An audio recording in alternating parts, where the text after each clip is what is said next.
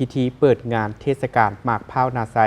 ติดพันกับบุญใหญ่ละปืบเผากระต่างบ้านนาไซน้อยเมืองสารวันประจำปี 2025 ซึ่งชาวบ้านนาไซน้อยมีมูลเชื่อในการขายหมากพร้าวที่มีชื่อเสียงของบ้าน และดึงดูดความสนใจแก่นักท่องเที่ยวเป็นอย่างดี งานดังกล่าวได้จัดขึ้นที่ตลาดบ้านนาไซน้อย เมืองและแขวงสารวัน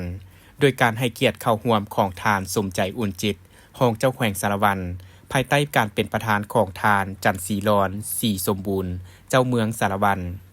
งานเทศกาลหมากพร้าวนาไซติดพันกับบุญใหญ่ละปืบได้จัดขึ้นมาเป็นครั้งที่ 4 แล้ว นับแต่ปี 2022 เพื่อสร้างความเข้มแข็งให้กับประชาชนมีรายรับที่มั่นคง ขุดค้นท่าแหงบ่มซ้อนของท้องถิ่นทางด้านการผลิต การบริการ การแปรรูปผลผลิตกสิกรรม โดยเฉพาะหมากพร้าวอยู่บ้านนาไซให้มีความหลากหลายเข้าสู่ตลาดกว้างขึ้น สร้างบรรยากาศจราจรแลกเปลี่ยนซื้อขายสินค้า ติดพันกับการท่องเที่ยววิถีชีวิตแบบพื้นบ้าน อีกด้านหนึ่งก็เพื่อเป็นการปกปักรักษาสืบทอดฮิตของประเพณีอันดีงามของเผ่า โดยเฉพาะเผ่ากระต่างบ้านนาไซน้อยแม่นหนึ่งบ้านที่นอนใน124บ้านที่ขึ้นกับเมืองสารวันแขวงสารวัน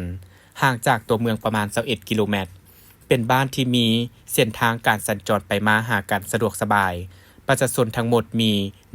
1,698 คน มี 275 หลังคาเรือน ประกอบมี 3 เผ่า ในนั้นเผ่ากระต่างกวมเอา 70 ส่วนห้อย หลายกว่าหมู่ของประชาชนภายในบ้าน และได้กำหนดเอางานดังกล่าว เข้าในปฏิทินท่องเที่ยวประจำปีของแขวงสารวัน ประชาชนชาวบ้านนาไซมีมูลเชื่อในการบริการขายมะพร้าว และได้มีการเพิ่มพูนผลผลิตจากมะพร้าวที่มีชื่อเสียงของบ้านและดึงดูดความสนใจต่อกับบรรดานักท่องเที่ยว ผ่านการจัดตั้งปฏิบัติในปีผ่านมา สามารถพัฒนาบ้านได้หลายด้านเช่นได้มีการสำรวจออกแบบตัดตาผ่าผังบ้าน สร้างหอกวนเผากระต่าง สร้างให้มีตลาดชุมชนบ้าน กลายเป็นจุดสุ่มในการแลกเปลี่ยนซื้อขายสินค้า เฮ็ดให้ชุมชนนับมือนับมีความเข้มแข็ง มีการสร้างมูลค่าเพิ่มจากผลิตภัณฑ์ สร้างรายรับเฉลี่ย1 ตื้อกว่ากีบต่อปี การจราจรสินค้าเป็นเงินหมุนเวียน100 ตื้อกว่ากีบ โอกาสเดียวกันในบ้านนาไซน้อยก็ได้ผ่านประวัติความเป็นมาของบ้านนาไซและกล่าวเปิดงานเทศกาลหมากพร้าวนาไซติดพันกับบุญใหญ่ละปือประจำปี